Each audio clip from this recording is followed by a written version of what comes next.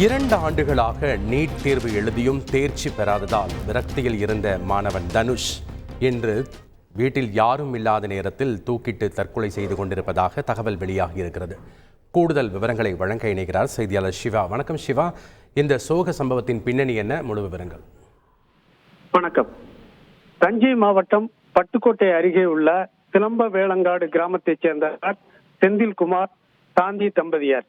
இவர்களுக்கு கடந்த 22 வருடங்களுக்கு முன்பு திருமணமான நிலையில் தனுஷ், தினேஷ் என்ற 2 மகன்கள் உள்ளனர்.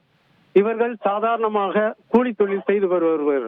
இந்த நிலையில் தனுஷ், 2வது மகனான தனுஷ் கடந்த 2 வருடங்களுக்கு முன்பு 12ஆம் வகுப்பு தேர்ச்சியான நிலையில் மருத்துவர் ஆக வேண்டும் என்ற கனவில் நீட் தேர்வை எழுதியுள்ளார்.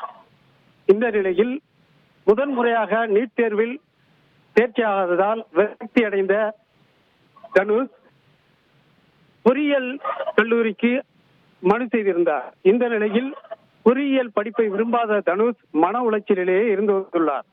இந்நிலையில் இன்று தாயும் தந்தையும் கூலி வேலைக்கு சென்றுவிட்ட நிலையில் வீட்டில் தனியாக இருந்த தனுஷ் வீட்டில் இருந்த சேலையை எடுத்து தூக்குமாட்டி தற்கொலை செய்து கொண்டார்.